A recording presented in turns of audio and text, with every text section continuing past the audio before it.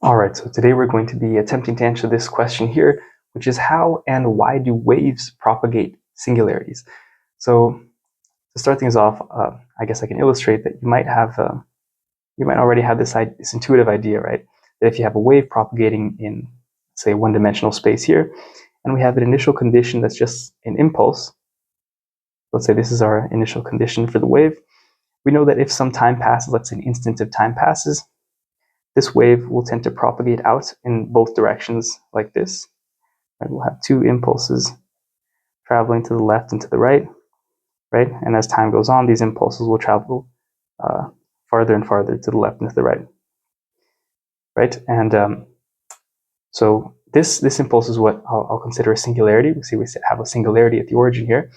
And then in these two other cases, the singularity is traveling out to the left and to the right as time goes on. So what we consider to be a singularity throughout this video will be an element of the wavefront set. So this singularity we define as an element of the wavefront set. Now, the wavefront set is a topic that we've covered in previous videos, but for those that aren't familiar, there's a great Wikipedia entry on the wavefront set. Okay, and so propagation of singularities, what that means exactly, we'll define in a second. And by waves, I just mean solution of the wave equation. The wave equation is the following differential equation. So this is the wave operator. Right, so we'll consider the wave equation for the purposes of this video in 3 dimensions. So just how you would see it in the real world. So the second derivative with respect to the variable x4, which is like the time variable, you could replace this with t, minus the second derivative with respect to x1, minus the second derivative with respect to x2, minus the second derivative with respect to x3. Okay. Yeah, so this is the wave operator, and so I can just abbreviate this to P, and if we set P of U equals 0, this is the homogeneous wave equation, where U is a distribution that satisfies this equation, right? So U is the solution of the wave equation, and we know from partial differential equations course, or from a course in distributions, that the fundamental solutions of this wave operator here are E plus and minus. Right, so we have these two fundamental solutions. They're both distributions, right? Distributions that, when acting on a test function phi, so they're defined by this integral here. So we integrate phi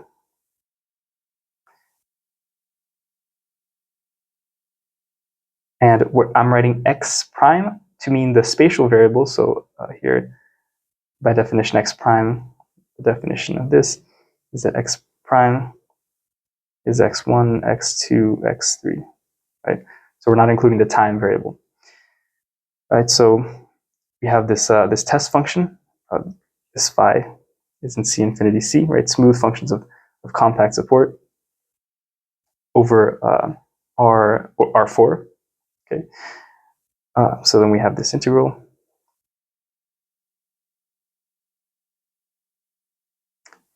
Absolute value of x prime to the minus 1 dx prime. Okay. So this is the definition of the two fundamental solutions of the wave operator. And what I mean by fundamental solution, they're just distributions. So for example, I'll take one of these guys, E plus. They're just distributions such that when you apply the operator to them, they give you the Dirac delta. Right? These guys are useful for finding solutions of linear PDEs. And so I'm not going to get into how we actually got these fundamental solutions. You can check that they are fundamental solutions. But just as a spoiler, if you wanted to do this exercise, the way you would actually obtain this E plus and minus is you would consider the symbol of the differential operator P, which is you can call it f of x equals, so the symbol is just the polynomial corresponding to it's a specific polynomial corresponding to the differential operator. You basically just transform the derivatives into monomials, right? Into just regular variables. So the symbol would be x4 squared minus the absolute value of the spatial variable squared, right? So this would be x1 squared plus x2 squared plus x3 squared. This is the symbol, and if you pull back, the Dirac delta distribution by this symbol f, you actually obtain a constant, let's say a constant 1 times e plus some other constant times e minus, right? So that's how you would obtain these fundamental solutions, by pulling back the Dirac delta via the symbol. Okay. So what's important, so we're going to use, just erase this. So we're going to use these fundamental solutions, or the singularities of these fundamental solutions, to determine the behavior of the singularities of the actual solution of the PD, right, the solution. And something important to note about these two guys is that for E plus, its support is actually contained in the null cone, or the light cone, or the characteristic cone, whatever you prefer to call it. I'll call it the characteristic cone, which is just this cone here, right, in the space. So if we have a space where we have the spatial variables here on the x-axis and the time variable, right, x4 on this axis, then we have this curve here defined by x4 equals just the absolute value of x prime. And so this gives us this cone here, which we call the characteristic cone. And we can see that the singularities, or the support, first of all, actually, the support of E plus is this characteristic cone. And for E minus, the support, I'll do the support,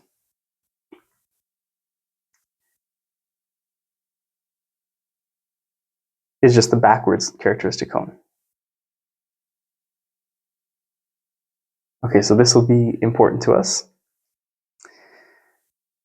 So this is the support, and the singular support is obviously also contained in there. Okay, so now we'll need two lemmas before we can start talking about the propagation of singularities.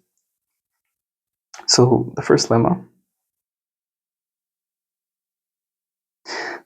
is that if we have two open sets, so we have open sets of Rn, and we have a diffeomorphism from X to Y, right, which are the two open sets, and a distribution U over Y, then the wavefront set of the pullback of this distribution U via the diffeomorphism X is simply this set here, X, comma, the differential of the diffeomorphism at X, take the transpose of that and apply it on eta, where we do this for all points f of x, comma, eta in the wavefront set of U. So what this is saying here is that the wavefront set of U under coordinate changes transforms as a subset of the cotangent bundle. So the diffeomorphism F, it generates a natural isomorphism, so between cotangent spaces. The cotangent spaces specifically at X and f of x, right? So, and then if we have a projection of the wavefront set as a subset of one of these cotangent spaces, then we just take that projection of the wavefront set and transform it according to this natural isomorphism to get the projection of the wavefront set of the pullback.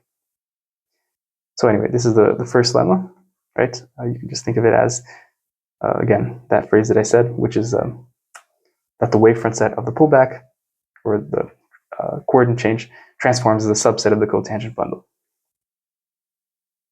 Okay, so the second lemma,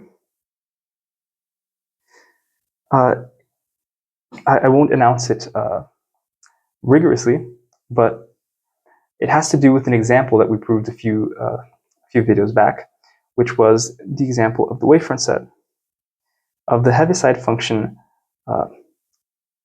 with respect to x1, tensor product with the constant function 1 with respect to x2. So the graph for this function kind of looks like this, x1, x2 here. It would be like a plane, right?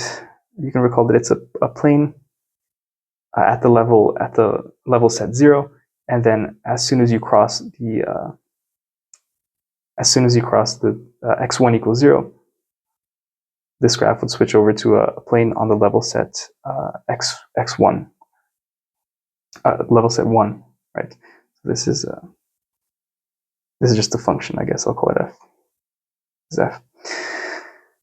Okay, and then we've determined before that the wavefront set of this distribution. Well, first of all, the singular support of this distribution is obviously the x2 axis, right? So this is the x1, x2 plane. Then the singular support of this distribution is just the x2 axis, and the wavefront set is all the points on the singular support united with the directions that are perpendicular to this x2 axis. Now, of course, this doesn't make any sense really, because I can't. When I say perpendicular to the x2 axis, these vectors are not in the same space as this x2 axis, right? They're in the cotangent space, but it makes sense in the sense that these two are not perpendicular to this curve itself, but they're perpendicular to the derivative of this curve in the which is localized in the tangent space or the cotangent space, right? So you would take this curve, this curve here, which is the singular support, and then you would ask, what is the derivative of this curve at this point? And that would give you a vector something like this in a chart, in a coordinate chart, and then you would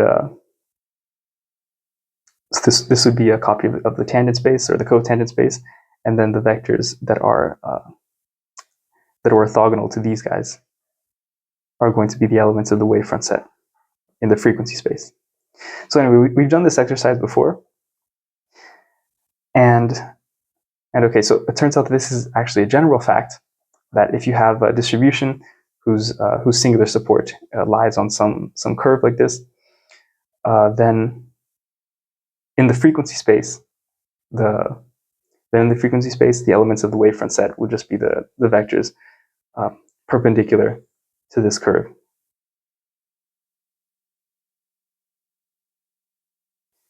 Okay, so that's our second lemma. And okay, so now we can start talking about the singularities of the wave equation, or the solutions of the wave equation. So again, by another property that we've already proved before, which is pseudolocality, or you can call it microlocality when it applies to wavefront sets, it states that for a pseudodifferential, a standard pseudodifferential operator P, the wavefront set of P applied on U is contained in the wavefront set of U. Right, so this is I'll be calling it pseudolocality. You can call it microlocality, or even micro-pseudolocality. And so since we know that, by definition, the P of E plus or minus equals the Dirac delta, then by applying pseudolocality, we have that the wavefront set of PE, which is Dirac delta, is contained in the wavefront set of E plus or minus. Right, but the wavefront set of this guy is just the entire fiber of the cotangent bundle over the origin. Right, that's the singular support is the origin, and it is singular in every direction possible. So we know that the origin in every direction possible is at least contained in the wavefront set of the fundamental solutions of the wave equation, right? So let's draw the domain of the fundamental solutions of the wave equation. We would have let's say the spatial variables here, and then the time variable here, x4. Well, for the rest of this video, let's only consider E plus, right? But everything that I say for E plus is also valid for E minus. And so for E plus, we would have its singular support on the characteristic cone, right? And as for its wavefront set, we know that at the origin at least, it is singular in every direction, right? Wavefront set contains the entire fiber at the origin. What remains now is to ask ourselves, well, what are the other points in the wavefront set, if any?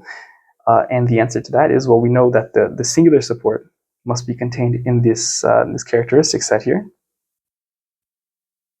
right? By the definition, this integral definition of the fundamental solutions.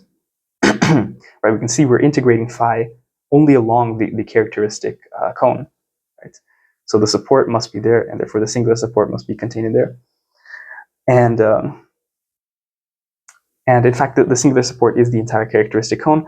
And by lemma 2 here, we have that in the frequency space, the wavefront set is just the directions orthogonal to this characteristic cone.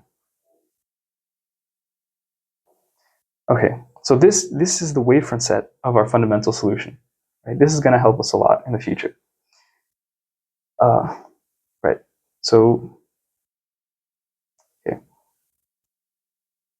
What else?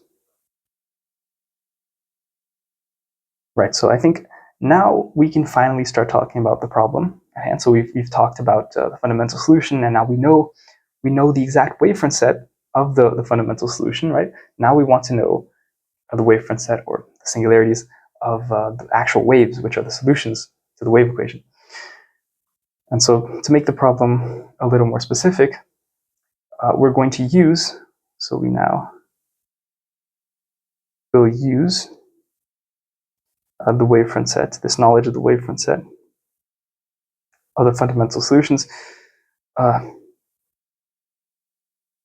to study the wavefront set of solutions of the homogeneous wave equation, so which is Pu equals 0, where P is that wave operator that we stated above. Okay, so this is the homogeneous wave equation, and so we want the wavefront set of these solutions, but not only do we want the wavefront set of these solutions, we want to know some properties specific on the propagation of singularities, which again, I'll state exactly what I mean by that in a second. And actually, not only do we want to study the homogeneous equation, but if we set Pu equals F, so if you had a forcing term F, and it can even not, so ideally it would be C infinity, right, smooth, but even if it's not smooth, we can say something about the singularities of U in this case. In this case, if F is not smooth, we will be interested in, so in the non-homogeneous case,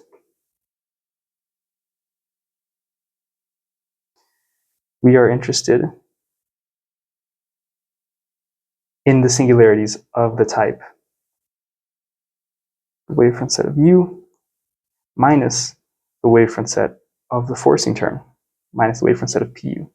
So we'll call this set the set of free singularities. The set of free singularities of U, right? The wavefront set of U minus the wavefront set of the forcing term. And we'll call this set here, the wavefront set of the forcing term, the forced singularities. Now, why do we only care about the free singularities, right, in the non-homogeneous case? Well, see, that's because we the theorem that we want to prove, visually what it states is that we're going to define these things called integral curves or bicharacteristics. We have these things called integral curves, and we want to show that if a free singularity, so suppose this is an integral curve gamma, and this is a free singularity.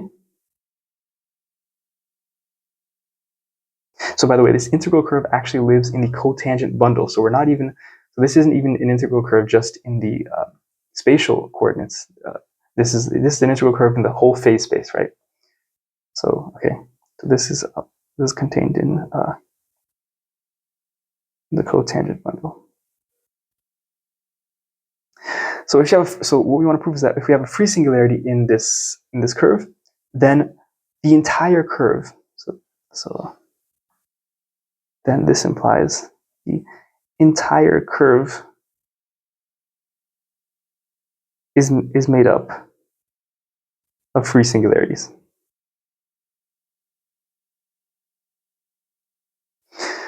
Okay, and so this is why we only care about the free singularities, because if for example there were a forced singularity, let's say there were a forced singularity right in the middle of this curve, right? Let's say there's a forced singularity here. Then we don't have this result here. Then this entire curve might not be made up of free singularities. We will know that if this is the only forced singularity, we'll know that this part of the curve is made up of free singularities, but then this other part may not be. Right? So this forced singularity kind of interrupts the flow. It has the potential of doing that at least. And so this is why we only care about the free singularities. Okay. And okay, so we have shown before that the wavefront set of U is contained in the wavefront set of PU.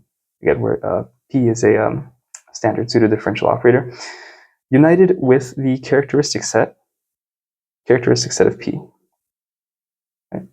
This is the characteristic set of P.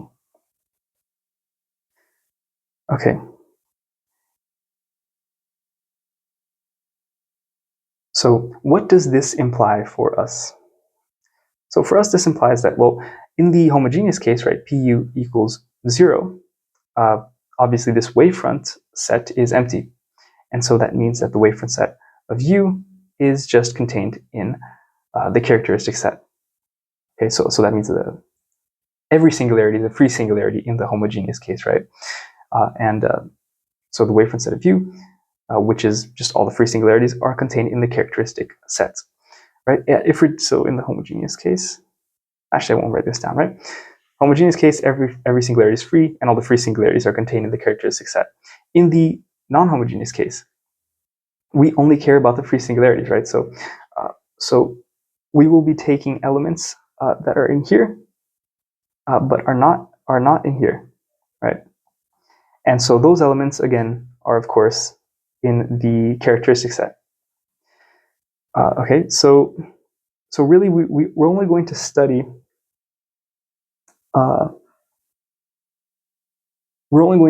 the behavior of singularities inside the characteristic set. So only the characteristic set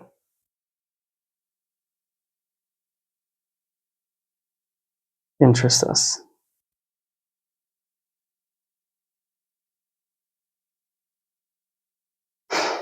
Right. So finally the theorem is that the main theorem that we're going to prove on the propagation of singularities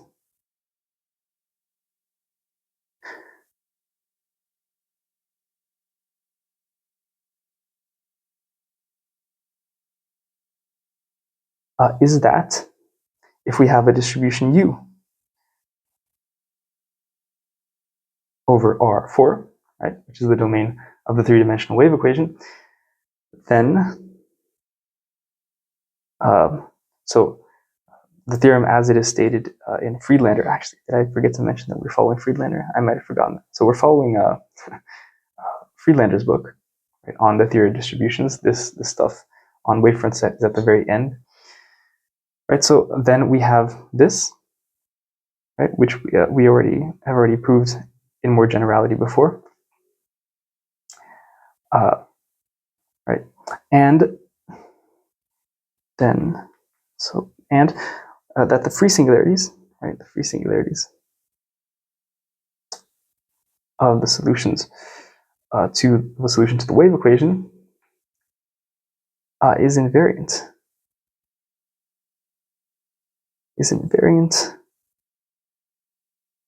Under the flow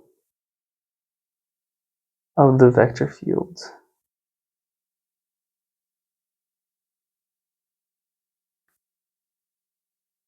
So I'll say in a second what invariant under the flow means. It's invariant under the flow of the vector field. Xi4 times the partial derivative with respect to x4 minus Xi1 times the partial derivative with respect to x1 minus Xi2 times the partial derivative with respect to x2 minus Xi3 times the partial derivative with respect to x3. Right, so this is our vector field. Sorry for the handwriting. So invariant under the flow. First of all, what does the flow mean, right? So we can consider the flow. Well, actually, the flow is going to be a collection of diffeomorphisms, but so let me just say what invariant under the flow means.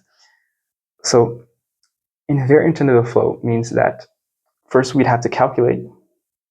So consider the set of integral curves of this guy. So consider the integral curves of this vector field.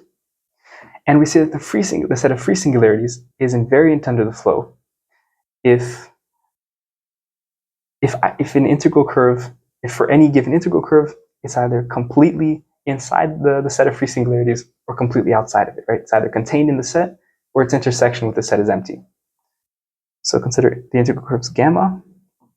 So what we mean, let's see what we mean by invariant under the flow is that either gamma is completely contained in the free singularities, or the intersection of gamma with the free singularities is empty, right? Which is the idea that we were saying before about if we have even one free singularity in this gamma, then the whole gamma is composed of free singularities, right? And if so that's the idea. Okay, so this is what we're going to try to prove. This is the whole point of the video. Right. Oh yes, another. So this is very important. We have invariance under the flow. So invariant under the flow. I'll maybe draw an arrow here. In the complement. So I'll do an asterisk. In the complement of the wavefront set, in the complement of the forced singularities. And this just takes into account this phenomenon here, where a forced singularity can just appear in the middle of an integral curve.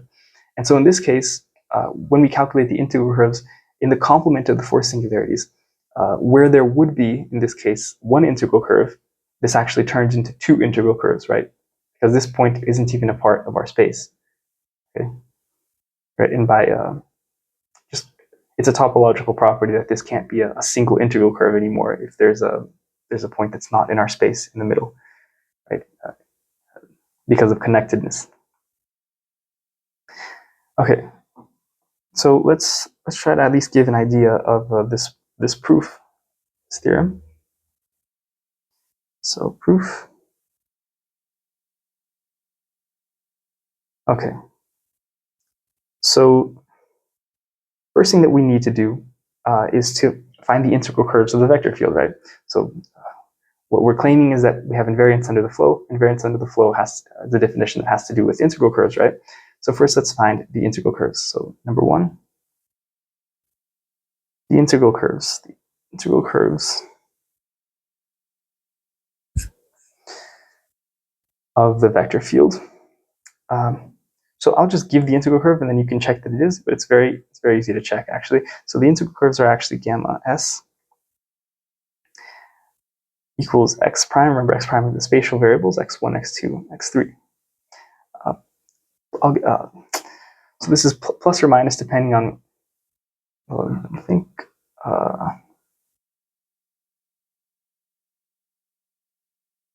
actually, yeah, just minus, okay. Yeah, so this is minus s, which is our parameter, xi prime over xi prime here, x4 plus our parameter, and then xi. Okay, so this integral curve, note that, okay, so first of all, it's an integral curve that takes, so whose image, sorry, it's an integral curve.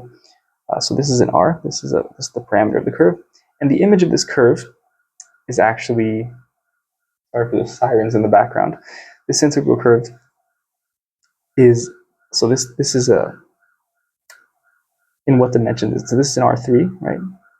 This is part of the image. So this is three-dimensional. Maybe I shouldn't say it's an R3. So this is three-dimensional. This is one-dimensional. And this is four-dimensional, right? So this is the part that's in the frequency space, right? And this part is in the spatial coordinates. Okay, and so we can actually test that this integral curve, so actually all we need to do to test that this integral curve is in fact an integral curve of the vector field is to check that the derivative, right? The derivative of this integral curve actually corresponds to the vector field at every point. It's actually equal to the vector field at every point. And in fact it is, because if we calculate this derivative, right, for actually, so yeah, notice actually that, okay, everything's okay. So we would just take the derivative in every component here of the image. And so here we have a constant, right, at least with respect to s. And then the derivative of this would be minus xi prime, this, right? And then over here, the derivative would be 1. And over here, the derivative would be 0. Okay. And so now we can multiply it by a constant. If we multiply by a constant, we can multiply just by this denominator here. So we get rid of this guy here, and then this turns into prime, right? Okay.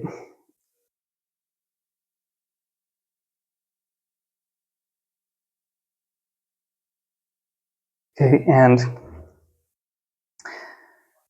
so this is in fact equal to the vector field at every point, because this is just minus I1, minus I2, minus I3. And since we only care about the propagation of singularities in the characteristic set, right, because all the free singularities are in the characteristic set, well, the characteristic set, remember, is just xi4 equals the absolute value of xi prime. So this is actually xi4. And so this is exactly the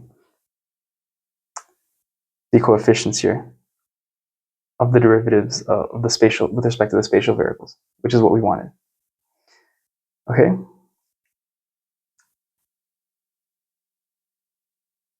So you can check that this is in fact the integral curves. These are the integral curves that we wanted, right?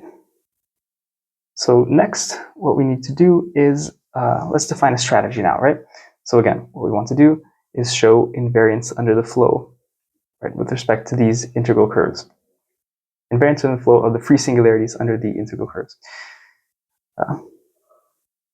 Okay, so the second, so let me do this in white. Second part. So our strategy will be to note that the wavefront set, every wavefront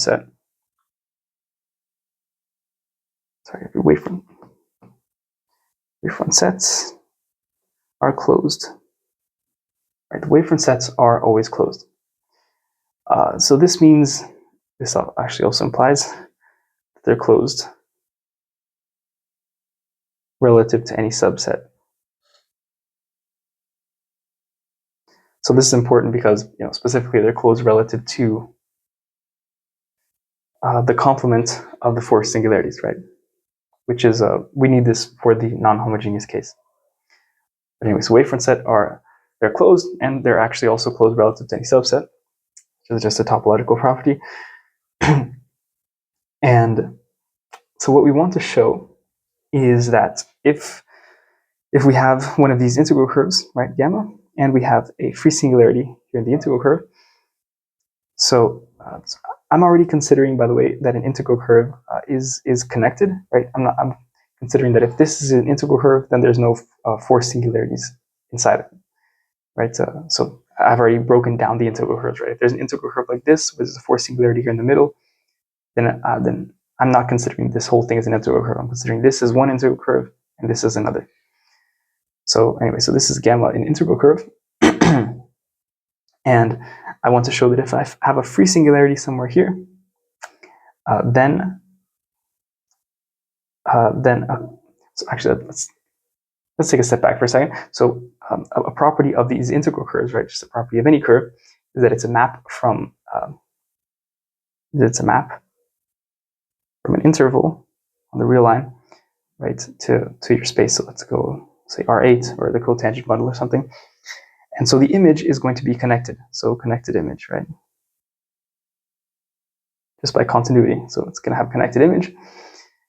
And so what this means is that if we want to show that a subset of gamma, if we want to show that a subset of gamma is all of gamma, then all we have to do is show that that subset is open and closed, right? So okay. So in this case, we want to show, so it is enough. It is enough to show that the free singularities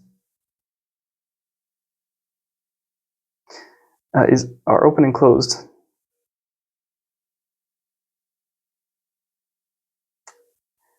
in gamma, or in let's say open and closed in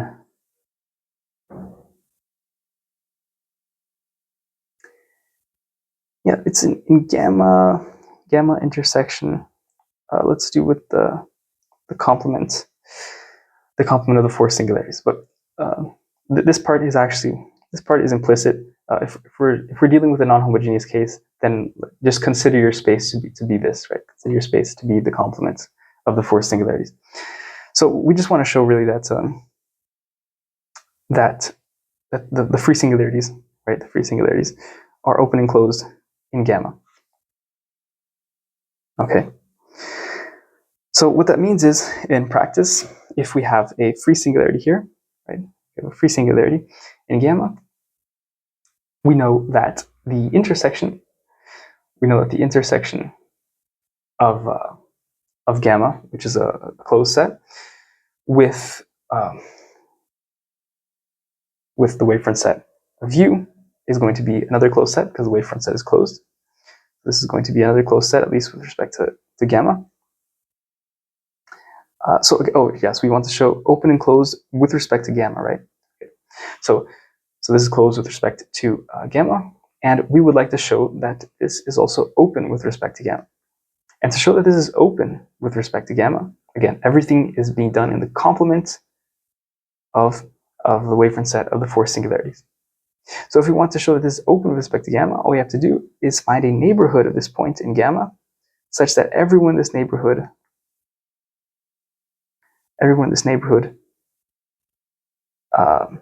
is in the wavefront set of U. Okay. Again, just last time, what I actually mean is the wavefront set of U intersection with the wavefront set of the complement. The wavefront set of U minus the wavefront set of the four singularities, which is the same thing as the intersection with the complements. But this part is implicit, right? Okay. All right.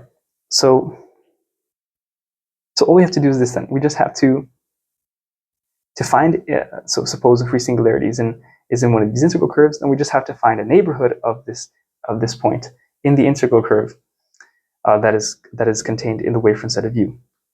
Okay, so this is all we need to do.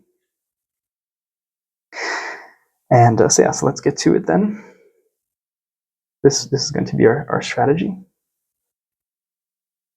And actually, let me write this down more rigorously. So our goal is that if we suppose x psi is a free singularity,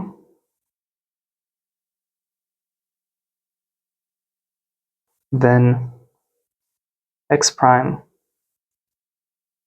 minus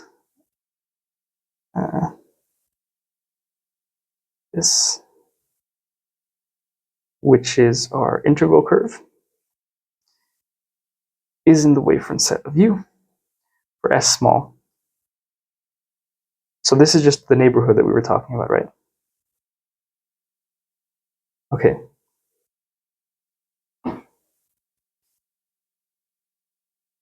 So now we can start doing a little argument involving propagation of singularities. So suppose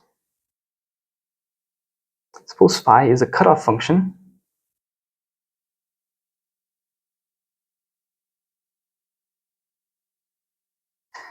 is just a test function that's supported. So a cutoff function supported near the point x. Supported near, let's say, the point x. This is a point in the spatial coordinates, right? This point x is equal to x1 all the way to x4. So it's supported near x, and it's equal to 1 even nearer to x. Okay? This is just your standard cutoff function, right? As we see a lot in theory of distributions. Right, okay, and so then we have that phi u is actually equal to E. So remember, I'm taking just E plus, but everything I'm saying is also valid for E minus. So this phi u is going to be equal to the convolution of the fundamental solution with P phi u. So this is just the property that the convolution with the fundamental solution locally inverts, right? Differential operators, linear differential operators. Okay, so we apply this inverse here, and remember, we can apply this inverse only because this is of compact support. This is a distribution of compact support. Okay. Right. So now that we have this, we would like to use. So this identity may seem simple, but this is the basis for the entire argument. This and one other thing, which is another property that can be found in Friedlander, Friedlander's book, which is a property. So I'll just call it lemma 3 maybe.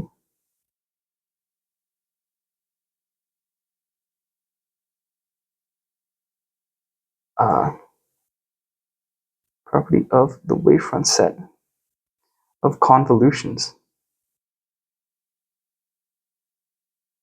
Wavefront set of convolutions. So the property is that the wavefront set of the convolution of two distributions is actually contained in this set here.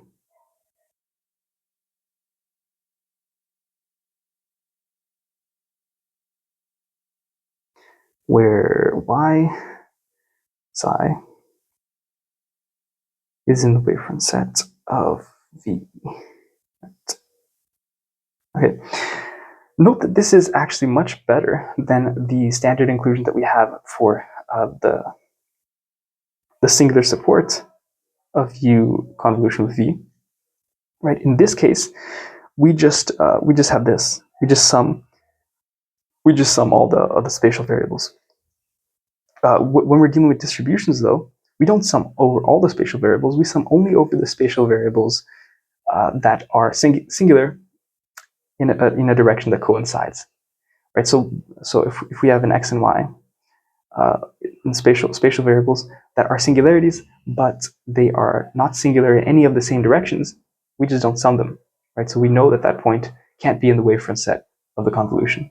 So this is actually a significant improvement over what we had in the classical case, right? In the non-microlocal case.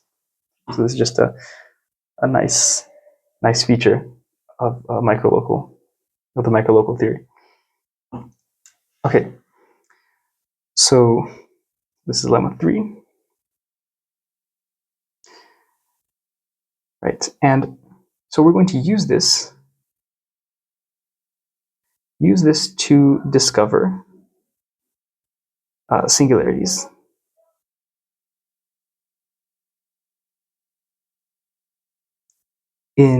Where do we want to discover these singularities? Okay, so we want to use, okay, so we're going to use lemma 3 to discover, let's discover which singularities. We discover what singularities.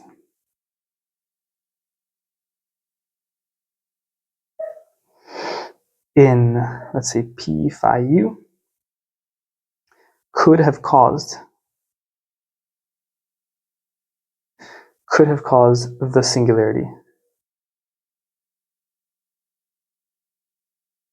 The singularity that we fixed in the beginning, right? Which was, what do we call that? So x psi, right? So could have caused the singularity x psi. Okay, could have caused the singularity x psi of phi u. Note that phi u does in fact maintain the singularity at x psi that you had, because phi is a cutoff function, right? It's identically equal to 1 near x psi, or at least near x, right? Okay, so we're going to try to discover what singularities here could have possibly caused this singularity. And we're going to use an argument of propagation of singularities, right?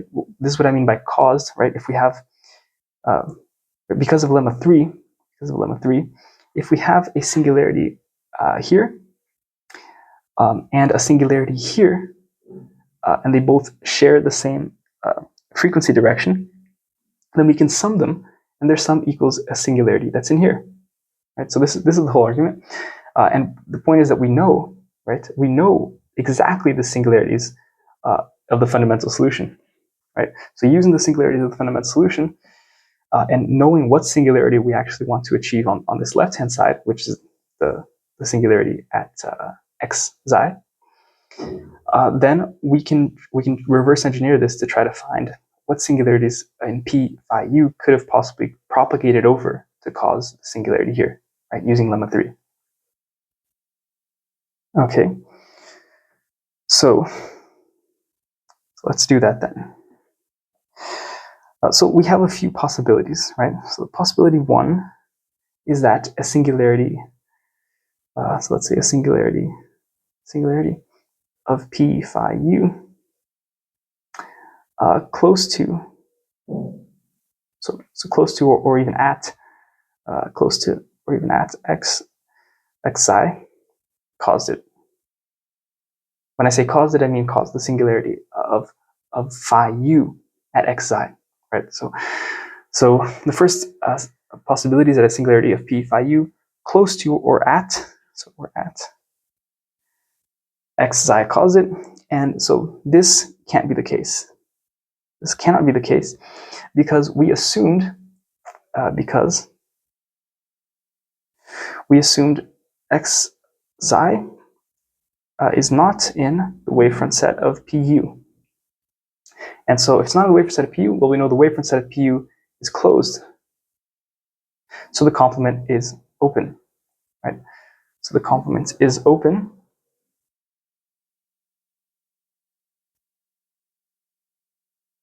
Right, the complement is open, and let's see. So we've chosen this. So not in here means in the complement of this, right? So we've chosen this in an open set, And so that means that there is a neighborhood of this that is not in the wavefront set of PU. So that does not contain these singularities. And of course, that if this is true, since phi is a cutoff function, then at some neighborhood close enough to xi, phi is equal to 1. And so at some neighborhood at least, this is actually equal to, right? Because the wavefront set is a local property. Okay. So we have this, and that means this. So I'll do locally,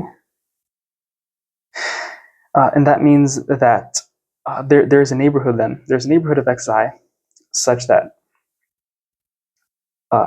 that is not contained.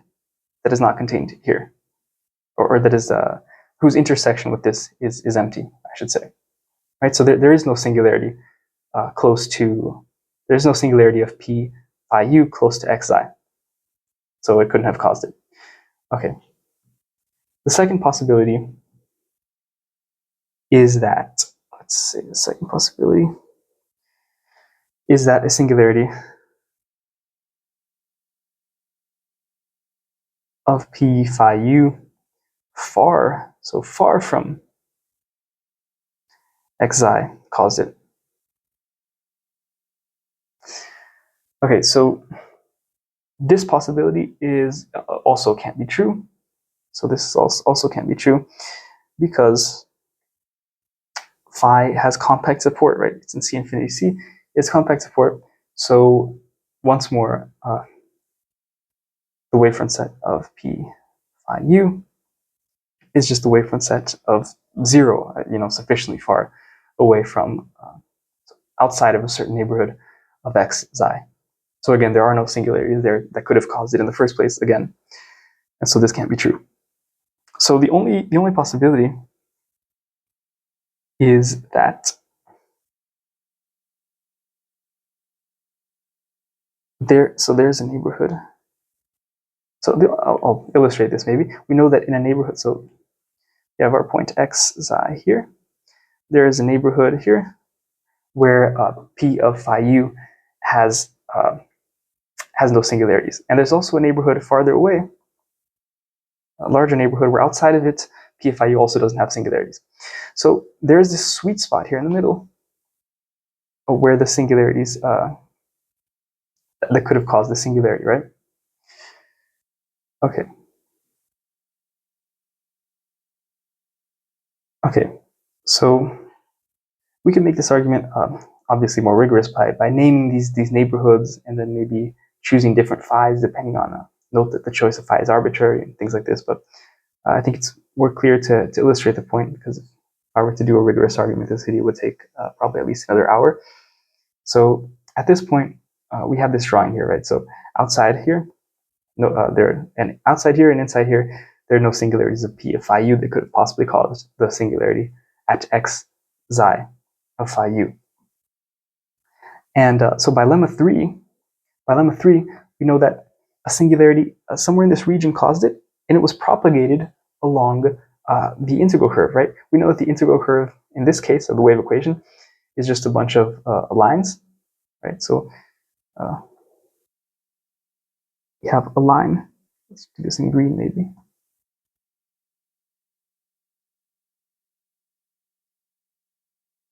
So we would have a line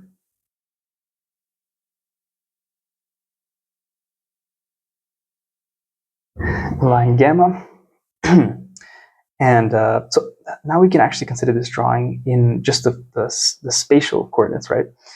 So I'm drawing this line gamma. So I'll draw this line gamma in the spatial coordinates. So I know the image actually does contain xi, but it's just a lot easier to visualize here. And then I'll represent, so this is just x, right? This point is just x. And to visualize the frequency coordinates, I'll just put an arrow, right? So I hope you can see this arrow in the direction of xi. Okay, so this arrow in the direction of xi, and we know by lemma 3 that that this singularity here with this direction xi can be originated by some singularity of p phi u in this blue region here, and it must have the same direction, right? It must have the same direction xi. And then with regards to the spatial coordinates, it's propagated along this line here, right? It's propagated along this line. So this is all that lemma 3 is saying. It says that, so let me redraw this. It says that we have our point x here with this direction xi. We have this blue region of the viable singularities. Lemma 3, all it says is that given an integral curve here, given this integral curve that goes through x xi, so we'll call it gamma,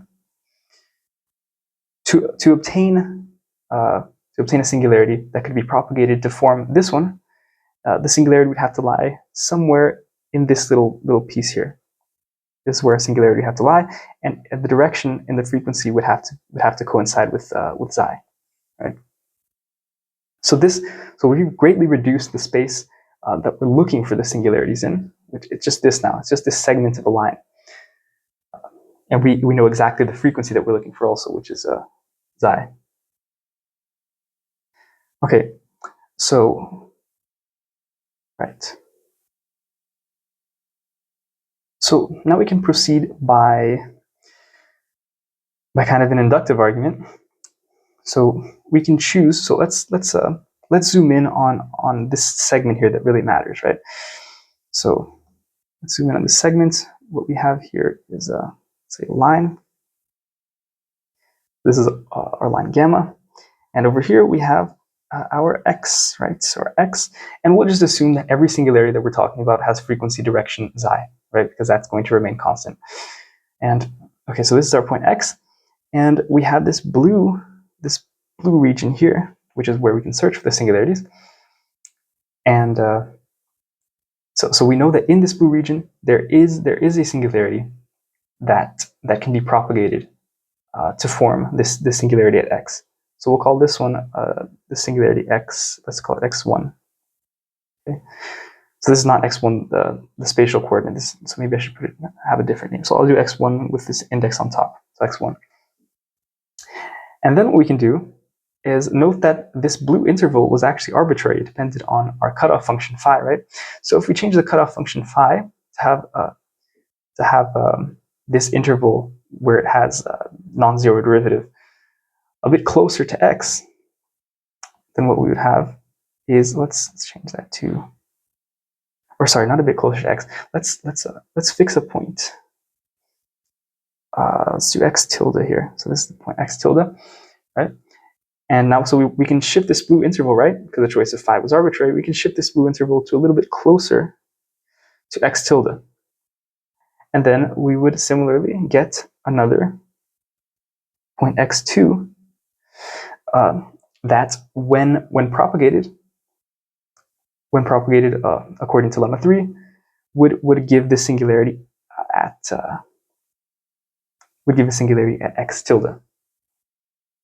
Okay. And so then we can just keep repeating this process. We can find an even smaller interval here, where there would be an x3, which would be another singularity of p phi u, which then would propagate to give the singularity x tilde of p phi u, right? Yeah.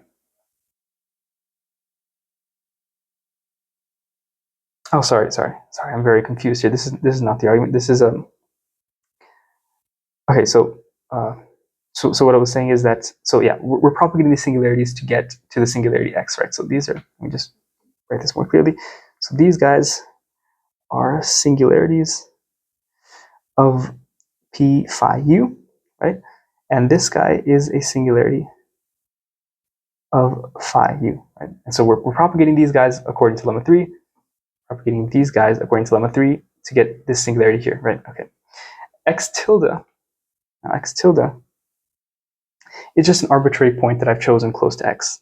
Right? We'll see why I did this in a second. This is an arbitrary point that shows close to x.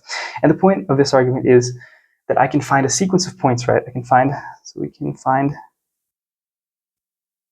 sequence x1, x2, x3, etc. Converging to x tilde, right? And all of these guys are in the wavefront set of p phi u. But the wavefront set of p phi u is of course closed, and so this guy must also be in the wavefront set of p phi u. And since I've chosen x tilde arbitrarily close, just an arbitrary point close to x, that means that this implies that we have a whole neighborhood of points close to x that are in p phi u. Okay, so we have a whole neighborhood of points that are in p phi u. And so this is not what we wanted. We wanted this, the wavefront set of p phi u. Okay. So we wanted this, but substituting p phi u for just phi u. But in fact, because of that pseudo-locality property, or microlocality property, we have that the wavefront set of p phi u is contained in the wavefront set of phi u. Right. So if this is in the wavefront set of p phi u, then this is certainly in the wavefront set of phi u. And then there's just a property of wavefront sets, which is that since phi is a smooth function, then this is contained in the wavefront set of u, which is exactly what we wanted, right? We wanted this to be in the wavefront set. We wanted there to be an interval here around x that is contained in the wavefront set of u, right? So that means the wavefront set of u, again, this implies that the wavefront set of u is open and closed, is clopen, in the integral curve gamma. So it's either all of gamma, or it is not its intersection with gamma is empty. And so this is the theorem that we wanted to prove. So I should mention, to finish things off here, that this is just a particular case of a much more general theorem by Hörmander. So what we talked about was specifically the wave equation, which is a differential operator. But this holds actually for any standard pseudodifferential operator. And I can just give the statement of the theorem really quickly here.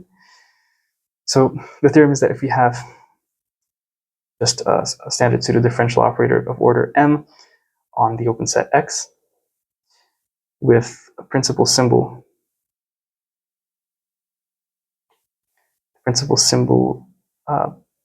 P of real principal type. So real principal type just means, well, the coefficients of the principal symbol are real, and that it satisfies this condition of linear independence that basically just guarantees that the vector field that it will generate won't do anything crazy, like it won't vanish at a point, or it won't branch out, or it'll have very well behaved integral curves that fill up the space. This is what this condition is for. Real principal type, and so it's a symbol of real principal type, and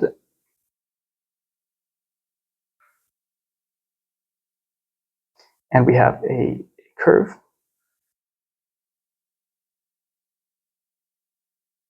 this be a curve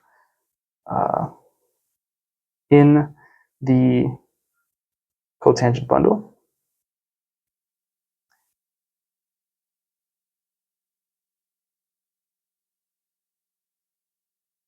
Is a bicharacteristic curve.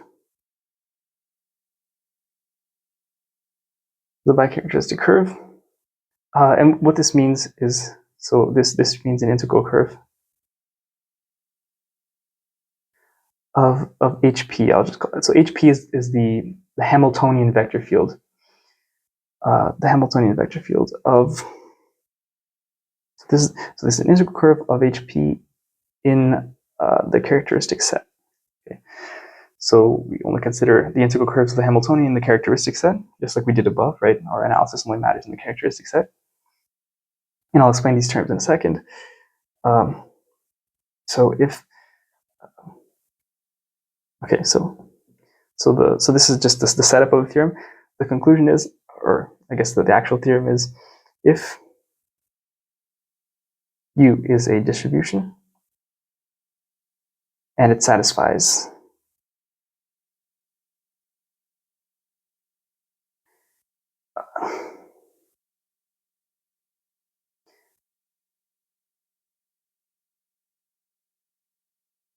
so if it satisfies at the intersection of this bicharacteristic curve with the four singularities is empty, right? So this bicharacteristic curve doesn't go through a fourth singularity, right? Which is a good case, like we mentioned above. Then either, say, gamma is contained in the wavefront set of U, or gamma intersection with the wavefront set of U is empty, right? So it's the same thing as above. The only thing we've changed is that we've substituted our wave equation with just a general pseudodifferential operator. We now have, of course, with the symbol of real principal type. And we now have these bicharacteristic curves that substitute our integral curves of that vector field, which above seemed kind of arbitrary, right?